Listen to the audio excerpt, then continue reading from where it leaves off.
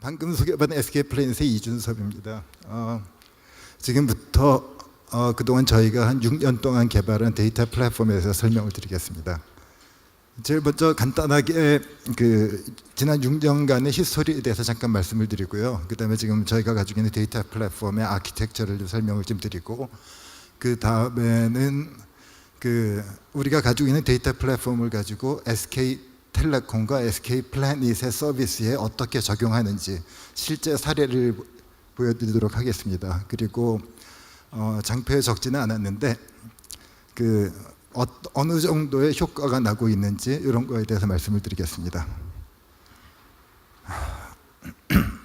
2004년, 2005년 이때쯤에 SK텔레콤이 굉장히 성장이 정체가 됐습니다. 그 전까지는 굉장히 막 이렇게 올라가고 있었거든요. 근데 이제 대한민국에 휴대전화를 가지지 않은 사람이 없어질 때가 2004년, 5년인데 그때부터 이제 정체가 됐습니다. 그렇게 정체가 되다 보니까 이것을 타개하기 위해서 여러 가지 생각들을 하겠죠. 그래서 제일 먼저 생각하는 것이 우리가 가진 기술셋을 가지고 그대로 외국 나가서 똑같은 사업을 하자, 이런 생각을 했었고요. 그 다음에 또 한 가지 하는 것들은 지금 가능성 있는 회사를 사자. 왜냐하면 SK텔레콤은 그 당시 현찰을 많이 가지고 있었거든요. 그래서 그것이 이제 결국 결과로 나온 게 하이닉스를 산 게 나왔고요. 그 다음에 세 번째 어프로치가 뭐였냐면은 기술 개발을 해서 어떤 새로운 분야에 나가보자였습니다. 그래서 2006년에 아주 여러 가지 시도를 많이 했는데 굉장히 규모가 큰 프로젝트를 하자, 뭐 이런 아이디어가 나와가지고 그 당시에 어떤 걸 했었냐면은 버추얼 리얼리티 같은 프로젝트를 했었고요. 그 다음에 머신 트랜슬레이션, 그 다음에 이페이퍼, 심지어는 이페이퍼와 이북 만드는 사업까지 시작을 했었고요. 그 다음에 제일 마지막에 한 것이 지금 제가 하고 있는 데이터 플랫폼 프로젝트입니다. 근데 지금까지 남아있는 거는 딱 요거 하나밖에 안 남아있고요. 나머지는 다 도중에 접었죠. 그때 2006년만 해도 하둡이나 이런 것들에 대해서 알지를 못했었습니다. 그래서 그때 데이터를 그것도 테라바이트급의 데이터를 다루는 것도 결국은 DB를 써서밖에 할 수 없는 상황이었고요. 그래서 그거를 하려다 보니까 어떤 식으로 되냐면은 서버 한 대에, 좀 놀라실 거예요, 한 10억 정도 되는 서버들을 2대를 샀고요. 그 다음에 데이터가 한 몇십 테라바이트가 되다 보니까 그거를 처리하려면 디스크가 커야 되잖아요. 그래서 센 디스크를 100테라바이트를 샀습니다. 그게 한 30억쯤 됐었어요. 그 다음에 서버가 그것만 필요한 게 아니니까 그 밖에 다른 서버들도 좀 더 있었고요. 그 다음에 오라클을 깔아놓으면 오라클은 코어 몇 개당 얼마씩 받잖아요. 굉장히 비싼 값을 주고 오라클을 샀고 데이터를 처리를 하기 시작했습니다. 근데 하다 보니까 굉장히 안 되는 것들이 많은 거예요. 예를 들면은 데이터가 처음 들어오면은 그냥 그 데이터가 DB에 그냥 들어가는 게 아니잖아요. DB에 들어갈 형태로 만들어서 보내줘야 되는데 데이터가 많다 보니까 이것을 싱글 스레드로 처리하는데 굉장히 오래 걸리더라고요. 그 다음에 데이터 분석을 하기 위해서 데이터들을 정제를 하고 서머리를 해야 되는데 그것도 DB에서 하다 보니까 몇십 테라바이트를 가지고 아무리 좋은 기계라고 하더라도 한 일주일 정도 걸렸습니다. 그럼 일주일 동안은 DB가 너무 바빠요. 이거 하느라고 낮이고 밤이고 계속 돌기 때문에. 그래서 DB에서 데이터를 받아가고 싶은 서비스들은 그 일주일 동안 데이터를 받아가지 못하는 상황도 벌어졌고요. 그 다음에 가장 큰 문제는 스케일러빌리티입니다. 보통 DB 가지고 쓰면은 디스크가 더 늘리면 되죠. 근데 기계는 더 좋은 기계로 바꾸든지 아니면은 개수를 늘려야 되는데 릴레이셔널 데이터베이스는 개수를 늘리는데 한정이 있습니다. 캐시들을 가지고 있기 때문에 캐시가 컨시스턴트하게 계속 하려면은 서버들 간에 서로 통신을 많이 해야 되거든요. 그래서 서버 대수를 늘리면 늘릴수록 통신량이 많아져서 퍼포먼스가 올라가다가 언젠가는 정체가 되거든요. 그러니까 서버 사이즈를 아무리 늘린다고 해도 해결이 되지 않고요. 그러다가 제가 2007년에 하둡이라는 걸 발견을 했습니다. 그래서 하둡 사이트에 가서 봤는데 굉장히 아주 활발하게 빨리 움직이고 있더라고요. 그래서 하둡을 가지고 한 것을 2008년부터 시작했습니다. 그래서 그동안에 그 커머셜 하드웨어를 사용하고 그 커머셜 소프트웨어를 사용해서 하던 것들을 지금 이제 하둡 기반으로 다 바꿨고요. 올해 완성을 한 단계입니다. 그래서 이렇게 바꾸고 나니까 진짜로 프로세스가 굉장히 단순해지고요. 프로세싱 시간이 굉장히 감소합니다. 그러니까 ETL 작업 같은 것들은 그 전에 하던 거에 한 10분의 1 안쪽으로 더 떨어지고요. 그 다음에 스토리지도 굉장히 적게 들어갑니다. 왜냐하면 DB에서 하려면 DB에서 템포러리 파일들을 많이 만들고 다시 정지하고 이런 과정들이 밑에 단으로 빠지기 때문에 많이 바뀌었고요. 그 다음에 현재는 커머셜 소프트웨어를 하나도 쓰지 않고 있습니다. 지금 이게 저희가 가지고 있는 소프트웨어 스택인데요. 제일 밑에는 물론 이 밑에 이제 리눅스 클러스터들이 있고요. 그 다음에 아파치 하둡의 맨 리듀스 프레임워크, 그 다음에 하이브하고 피 이런 것들을 이제 오픈 소스를 갖다 쓰고 있고요. 그 다음에 ETL을 하는 모듈들을 만들어놨습니다. ETL이라는 게 뭐 하는 거냐면은 데이터가 들어왔을 때 그거를 데이터를 익스트랙트하고 어떤 다른 형태로 트랜스폼 한 다음에 DB에다 로드하는 작업인데요. 예를 들자면 어떤 이상한 코드가 있을 때 이 코드를 사람이 알아볼 수 있는 형태로 바꿔주는 그런 작업들이 이제 트랜스폼 같은 작업들이고요. 이것들은 흩어져서 할수록 좋습니다. 왜냐하면 데이터가 같은 종류의 데이터가 들어오면은 여러 데서도 똑같은 작업들을 하기 때문에 그렇죠. 그래서 이제 ETL 펑션들을 만들어 놨고, 그 다음에 추천하고 광고 타겟팅을 하기 위한 알고리즘들을 만들어 놨습니다. 이 알고리즘들이 굉장히 오래 돌아가는 것들이 많거든요. 그러니까 예를 들자면 추천할 때 CF라는 방법이 있는데 그건 어떻게 하는 거냐면은 어떤 서비스를 쓰는 사람 중에 저하고 서비스 쓰는 행태가 제일 비슷한 사람을 찾아냅니다. 그렇게 돼서 그 사람이 소비한 물건 중에 내가 소비하지 않은 것을 나한테 추천을 해주는 것을 하는데, 요거는 이제 사람이 뭐 100명, 200명이면 저랑 같은 사람이 없겠죠. 근데 만약에 사람이 2천만 명이다. 그럼 분명히 저랑 비슷한 사람이 한두 명은 있거든요. 근데 문제는 그걸 찾는 게 굉장히 어렵습니다. 제 기록과 2천만 명의 기록을 다 비교를 해야 되잖아요. 근데 그거를 제 것만 하면 되는 게 아니라 2천만 명을 다 해야 되기 때문에 2천만 곱하기 1000만 번 계산을 해야 됩니다. 그러니까 굉장히 아주 훌륭한 컴퓨터가 있어서 뭐 1초에 이런 비교하는 것을 뭐 1억, 뭐 10억 개 정도 한다고 쳐도 이게 지금 2 곱하기 10의 14승이니까 9를 빼도 2 곱하기 10의 5승 초가 걸리거든요. 이거는 우리가 그냥 할 수 있는 시간에 되는 작업들이 아니죠. 그래서 이런 것들을 어떻게 처리하는지 여러 가지 알고리즘들이 있는데 그 알고리즘들을 분산 환경하에서 맵 리듀스로 바꿔놓는 작업들을 했고요. 데이터 분석하는 과정을 계속 하다 보니까 굉장히 복잡하더라고요. 처음에 데이터 받아오는 것부터 받아와서 ETL 돌리고 ETL 돌린 다음에 서머리하고 서머리한 거 가지고 어떤 룰을 찾아보고 룰을 찾은 걸 적용시키고 그 다음에 그 서비스에 적용을 해보고 적용해 보니까 잘 안 되니까 다시 또 계속하고 이런 작업들이 계속 있거든요. 그래서 이런 작업들을 조금 더 플렉서블하게 빨리 하자라는 것을 위해서 워크플로우 디자이너를 만들었습니다. 그러니까 데이터 분석하는 과정들을 캔버스 같은 걸 갖다 놓고 드래그 앤 드롭해서 파라미터를 조정해서 그 작업들을 물 흐르듯이 돌아가게 하자. 좀 이 다음 슬라이드에 보여드릴 것입니다. 그리고 PC들은 잘 죽죠. 그래서 잠 모니터링하는 것들이 굉장히 필요하고요.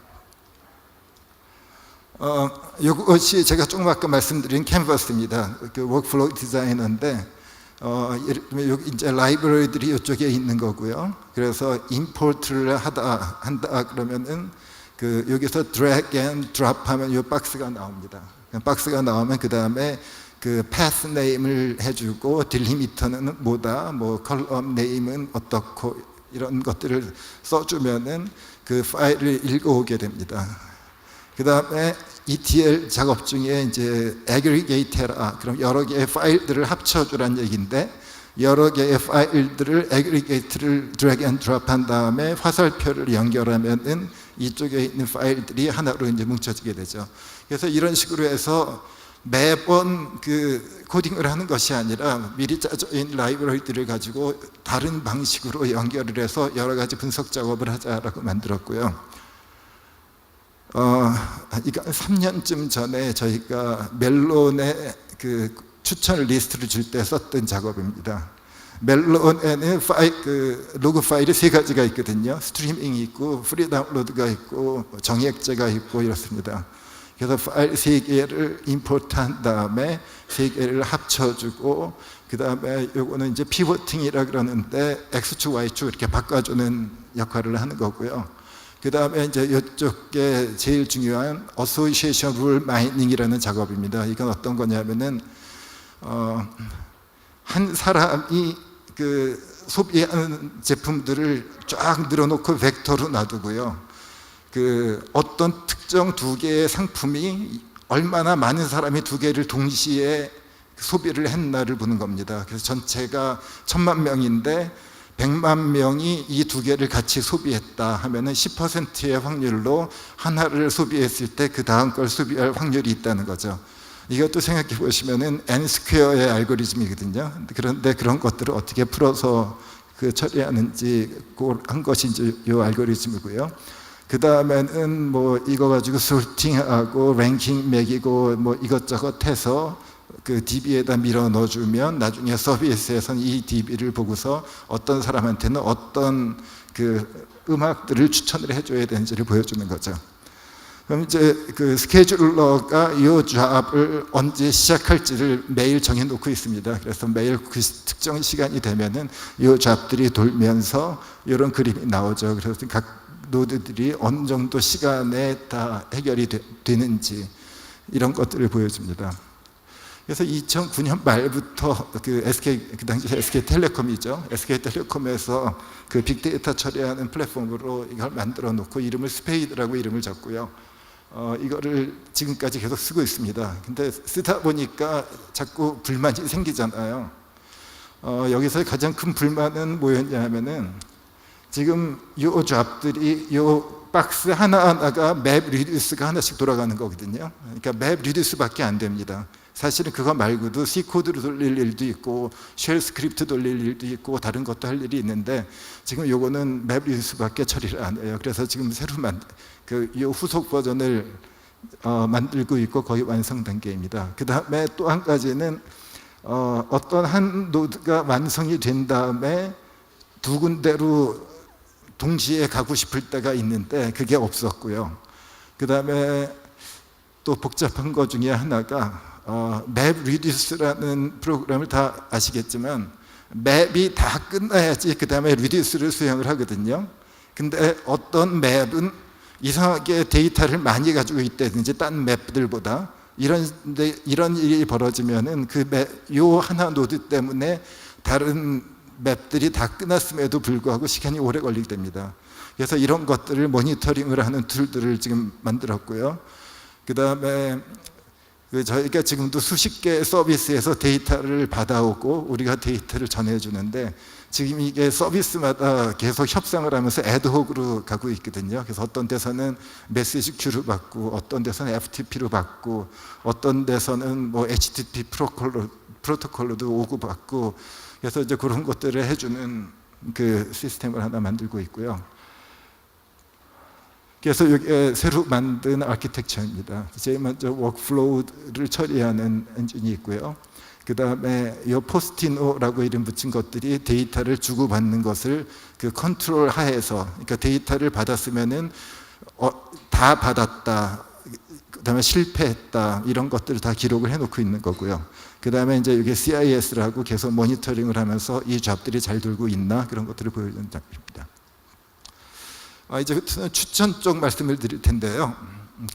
제가 조금 아까 말씀드렸던 거, CF라는 거, 그거 한 장면입니다. 넷플릭스라는 회사가 지금 미국에서 비디오 빌려주는 데는 1등이죠. 근데 2000년대 초반까지만 해도 블록버스터가 1등이었거든요. 근데 블록버스터는 어떤 식으로 되냐면은 동네마다 굉장히 큰 샵들이 있습니다. 그래서 비디오 가게가 동네마다 있는 거죠. 사람들이 그 비디오 가게에 가서 비디오를 고르고 그거를 빌려가지고 오는데 새로 나온 거면은 제가 한 2000년대 초반에 빌릴 때 3불 99 정도 했고요. 지금 오래된 것들은 뭐 1불 99나 2불 99하고 새로 나온 거는 이틀 만에 돌려줘야 됩니다. 오래된 것들은 뭐 일주일도 가질 수 있는 것도 있고요. 근데 가장 큰 문제는 뭐냐면은 꼭 비디오를 빌리면 그 갖다 주기 직전에 봐요. 근데 이거 늦게 갖다 주면은 그 벌금이 5불 99 막 이렇게 나오거든요. 그러니까 영화 보다가 시간 되면은 그냥 끄고서 나와서 차 운전해서 거기다 드랍하고 시간 맞춰서 하느라고 그렇게 했었는데, 넷플릭스는 방법을 좀 달리 했습니다. 넷플릭스는 월 정액제로 하고요. 예를 들어 8불 99를 낸다 그러면은 한 달에 내가 소지하고 올 수 있는 비디오가 1개 이렇게 되는 거죠. 그러니까 내가 빨리 봐서 빨리 리턴하면은 더 많이 볼 수 있는 거죠. 그다음에 넷플릭스 입장에서 봐도 그 사람한테 1개가 나가 있는 거기 때문에 별로 상관이 없는 거죠. 이 사람이 몇 개를 보든 상관이 없죠. 그래서 인기를 얻었는데 그 문제는 뭐냐면은 그 블록버스터의 샵에 가면은 주위에 사람들이 있잖아요. 그래서 사람들하고 이 영화 어때요? 얘기도 할 수 있고 거기서 일하는 사람한테 영화에 대한 소개도 받을 수 있는데 넷플릭스는 그냥 웹사이트 하나 딸랑 있는 거니까 그게 안 되잖아요. 그래서 이제 여러 가지 다양한 방법의 추천을 시작을 했습니다. 추천에는 크게 두 가지 방법이 있는데요. CBF라 그래서 컨텐츠를 기반으로 해서 추천하는 방식이 있는데, 이거는 어떤 특히 영화의 예를 들자면은 이 영화는 뭐 멜로 영화다, 뭐 공포 영화다 이런 장르에 따라서 구분을 해놓고요. 그 다음에 스토리 전개에 따라서 이거는 뭐 수혜에 관한 얘기다, 이거는 뭐 두 명이 만났다가 서로 싸우는 얘기다, 뭐 이런 스토리 전개에 따라서 이런 걸 만들어 놓고, 그 다음에 주인공이 어떤 사람들이 나왔고 감독은 누구였고 이런 식으로 해놨죠. 그래서 어떤 사람이 한 영화를 소비를 했을 때 그 사람이 봤던 감독을 추천을 해줄 수 있고 그 사람이 봤던 것과 비슷한 스토리를 추천을 해줄 수 있죠. 근데 이 방식의 단점은 뭐냐면은 누군가가 이런 메타데이터, 감독은 누구고 스토리는 어떻고 이런 것들을 만들어줘야 된다는 거죠. 그게 영화가 뭐 한두 개면은 그냥 사람들이 그냥 하면 되는데 영화가 10만 개 이렇게 되면은 그거 하기가 굉장히 좀 어려운 작업이 됩니다. 그렇게 안 하고 뭐 웹사이트에서 긁어와서 만들겠다 그러면은 여러 가지 이제 구멍이 좀 많이 생기겠죠. 반면에 CF라는 거는 이제 Collaborative Filtering이라는 건데 이거는 좀 다릅니다. 이거는 집단지성을 이용하는 거고 제가 아까 말씀드린 것 같은 방법입니다. 저와 제일 비슷한 사람을 찾아서 그 사람이 소비한 상품을 하고 제가 아는 상품을 저한테 이제 추천을 하는 거죠. 요거는 이제 바로 그런 걸 나타내는 겁니다. Because you enjoyed Billy Elliot, Pianist, Gandhi, 요 세 개를 네가 좋아했기 때문에 Life is Beautiful을 추천한다라는 건데요. 이거는 그 요 영화들과 이 영화가 연관성이 있다는 겁니다. 연관성이 있다는 거 여기서 뭘 얘기하냐면은 그 같은 사람들이 이 영화를 같이 본 게 많다라는 걸 나타내는 거고요. 그래서 이 사람이 이거를 좋아했기 때문에 지금 이것을 추천한 겁니다. 또 한 가지 방법은 enjoyed by members who enjoyed, 이런 영화를 좋아했던 사람이 이걸 좋아하더라는 건데, 이건 어떻게 하냐면은 사람들을 소비 행태에 따라서 비슷한 사람 그룹으로 나눠 놓습니다. 이렇게 나눠 놓은 다음에 내가 어떤 그룹에 속해 있으면은 그 그룹 사람들이 많이 본 영화 중에 제가 안 본 영화를 추천을 해주는 거죠. 자, 이런 식으로 하는데 문제는 제가 아까 말씀드렸듯이 저랑 비슷한 사람 찾는 게 굉장히 어렵잖아요. 그 사람이 많을 경우에. 그래서 그런 것들을 어떻게 해결을 할까 하는 것들이 이제 방법이 여러 가지가 있는데 저희가 보통 한 두 가지 정도 방법이 있습니다. 하나는 미리 조금 아까 말씀드린 것 같이 그 비슷한 사람을 먼저 모아서 그 안에서 한 사람 한 사람 다 비교하는 방법이 있고요. 또 하나는 추천을 하다 보면은 결국은 매트릭스를 곱하는 문제로 되거든요. 근데 매트릭스가 곱할 때 매트릭스의 차원을 좀 줄여서 인포메이션은 좀 잃어버리더라도 계산이 가능하게 만들자, 그런 방법이 있고, 그 중에서 이제 저희가 했던 거는 그 그룹핑을 먼저 하자는 쪽으로 했었습니다. 보통 그 어떤 영화를 볼 때 성향이 비슷하다라는 걸 similarity를 자카드로 표현을 하는데요. 합집합분의 교집합입니다. 그러니까 예를 들어서 저는 영화를 10개 봤고, 저 최병월 랩장님은 영화를 9개 봤는데 8개가 같더라. 그러면은 합집합은 9, 10, 11, 11이고요. 교집합은 8이죠. 11분의 8이 되는 거죠. 그래서 지금 사람이 2명이 있을 때 뭐 안 보고 보고 안 보고 보고 뭐 이렇게 했다면은 자카드는 합집합은 하나 둘 셋 넷 다섯이고 교집합은 2이니까 이제 0.4가 되는 거죠. 자, 이거를 어프로크시메이트 하는 게 민해시입니다. 민해시라는 게 있는데 지금 어떤 두 사람이 어떤 물건을 소비하고 안 하고 하는 경우의 수는 이 4가지가 다잖아요. 둘 다 하든지 어떤 한 사람만 하든지 아무도 안 하든지 이렇게 있는데 굉장히 재미있는 아이디어였습니다. 요거 순서를 ABCD 순서를 아주 랜덤하게 그 셔플을 해버리는 거예요. 한번 보죠. 자, 이렇게 되면은 그래서 뭘 하냐면은 이 사람의 해시 밸류를 처음에 1 만나는 자리, 여기는 첫 번째니까 여기는 해시 밸류가 1이 되는 거고요. 얘는 2가 되는 거죠. 그래서 해시 펑션을 돌리는데 해시 펑션이라는데 아주 간단하게 셔플을 한 다음에 제일 먼저 0이 아닌 밸류가 나오는 자리입니다. 자, 이건 이렇게 되죠. 그 다음에 또 보시면 얘는 이번에는 3이 되고 얘는 1이 되겠죠. 자, 근데 보시면 어떻게 되냐면은 이 경우에서 어떻게 셔플을 하든지 둘 다 같은 해시 밸류가 나올 확률은 얘네가 앞에 나올 때죠. 근데 D는 어디 나오든 상관이 없죠. 0이기 때문에. 그렇기 때문에 결국은 3분의 1이 됩니다. 그러니까 자카드하고 수렴하게 되는 거죠.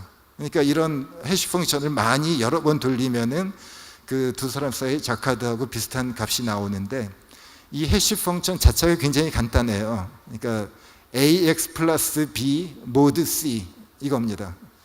그러니까 이거는 똑같은 수식을 한 100대의 기계에 놔두고 100대의 기계가 다 각자 자기 조금씩 데이터를 가지고 있고 그거를 수행시키면은 같은 값이 나오는 것들을 계속 찾다 보면 자카드하고 비슷하게 되는 거거든요.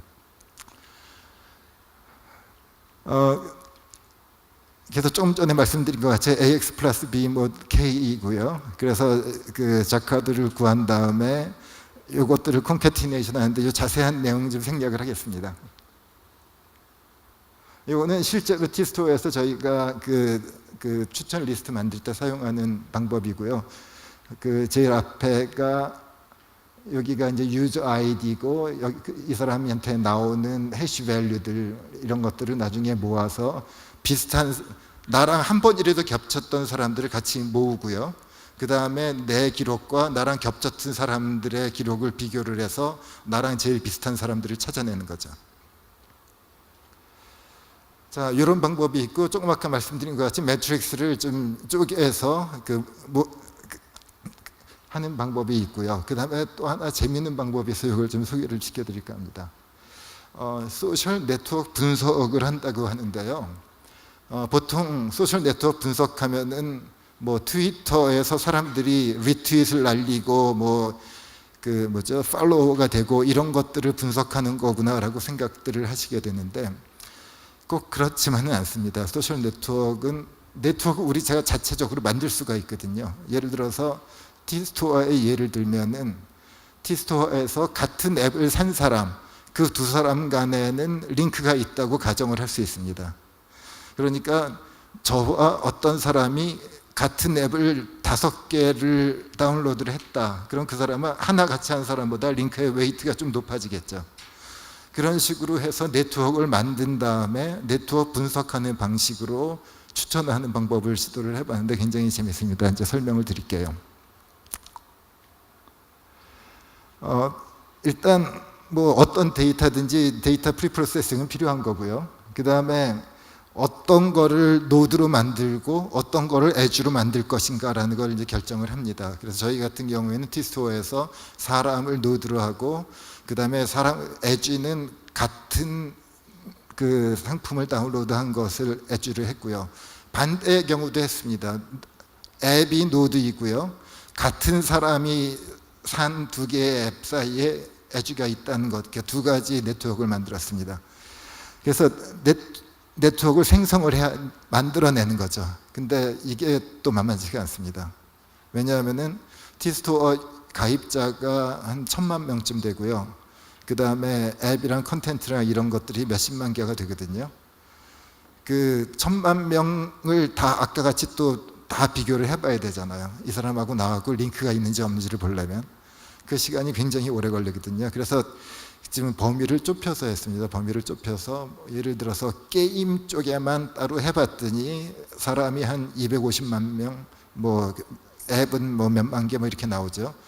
그렇게 해도 기계 한 20대 가지고 하는데 굉장히 빡빡합니다. 그거 하다가 저희가 한번 빠졌던 잘못이 뭐냐면은 어떤 한 매퍼, 그 맵 프로그램이 데이터를 굉장히 많이 갖고 하는 거예요. 딴 것들은 다 끝났는데 얘 몇 개만 계속 돌아가지고 그거 한번 돌리는데 뭐 30시간, 40시간 걸리고 막 이렇게 되거든요. 근데 물론 밸런싱을 잘못해서, 프로그램을 잘못해서 그런 거죠.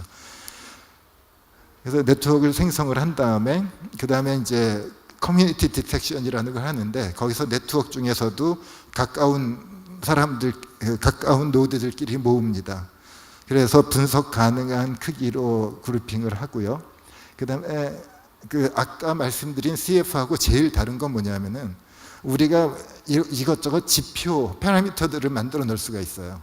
이 파라미터를 만들어 놔서 이 파라미터 가지고 다른 계산 수식을 만들어서 우리가 여러 가지 수식을 만들어서 적용을 해보고 이게 좋은지 안 좋은지 계속 실험을 해본 다음에 안 좋으면 수식을 바꿔보고 이런 역할들을 할 수 있습니다. 그 다음에 그 네트워크 상에서 이 사람이 인플루언스는 얼마나 되는지, 이 앱이 인플루언스는 얼마나 되는지 이런 계산들을 할 수 있죠.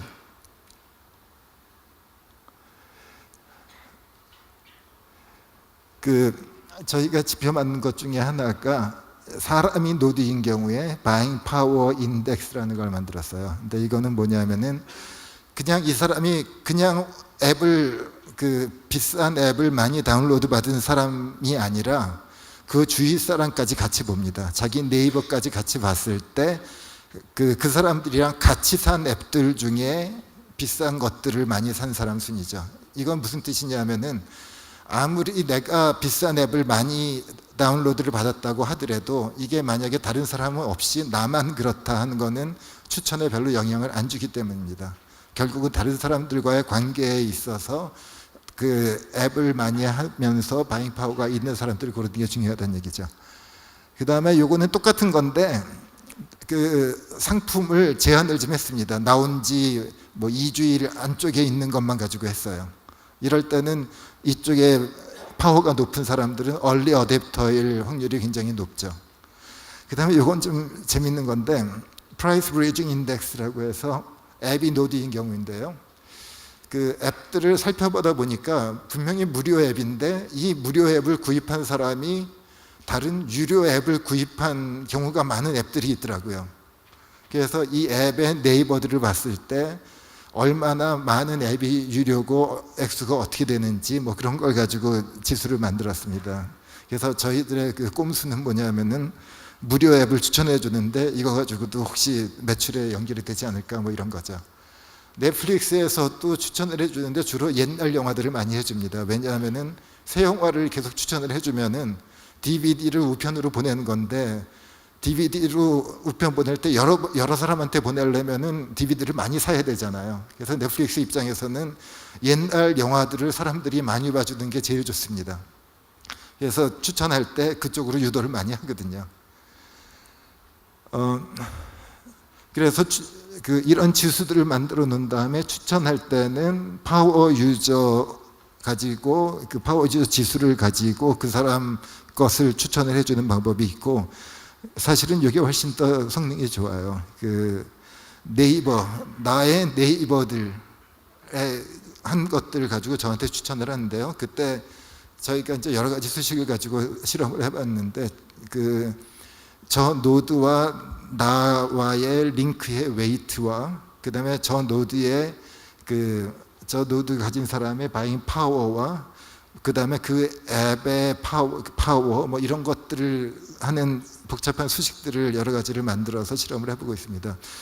그래서 하고 났는데 결과가 굉장히 재미있어요. 결과가 어떻게 되냐면은 보통 한 달 데이터를 가지고 이런 분석 작업들을 합니다. 분석 작업을 해서 뭐 예를 들자면은 10월 1일부터 10월 31일까지 해서 한 다음에 거기서 나온 결과를 11월 1일 결과하고 비교를 해봤어요. 11월 1일 날 사람들이 구매한 거, 다운로드 받은 것 중에 우리가 실제 거기에 있는 추천한 게 몇 퍼센트나 되나, 그걸 이제 리콜이라고 하는데 그것들을 봤습니다. 그렇게 봤더니 결과가 굉장히 재밌게 나왔어요. 제일 처음에 제가 말씀드린 민해시 돌려가지고 그 다음에 이제 개별로 CF 돌린 것하고 그 다음에 매트릭스를 차원을 줄여서 곱하는 거, 그 다음에 지금 이 SNA 방식 이렇게 세 가지를 했는데, 일단 리콜은 SNA가 제일 높습니다. 제일 높고 그 다음에 네트워크 짜기는 방식이고, 물론 이거는 항상 이게 높다는 보장을 하는 건 아니고요. 결국 데이터에 굉장히 디펜던트하기 때문에 데이터에 따라서 어떤 거를 적용해서 해야 될지를 생각하는 게 굉장히 중요하고요. 데이터 분석할 때 알고리즘 만들고 데이터 처리하고 이것도 중요한데 얼마나 평가를 잘할 수 있느냐가 굉장히 중요합니다. 그래서 평가를 수시로 해서 계속 파라미터를 튜닝을 하든지 알고리즘을 바꾸든지 여러 가지 처리들을 해야 돼요. 그렇지 않으면은 처음에 잘 돌던 것들도 뭐 한 6개월 지나면은 가비지가 나오고 그렇게 됩니다. 요 웹은 이제 나와 있고요. 실제 셀폰에는 아직 안 나와 있습니다. 그래서 요만한 칸에 추천 리스트가 들어가죠. 근데 아까 거하고 조금 비교가 좀 되죠, 여기하고.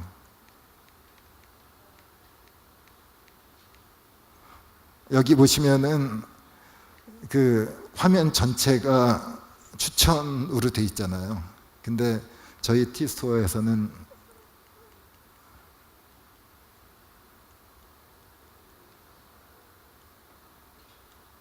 이렇게 구석에 조금 있습니다. 그래도 지금은 이 정도면은 스크롤 안 해도 돼요.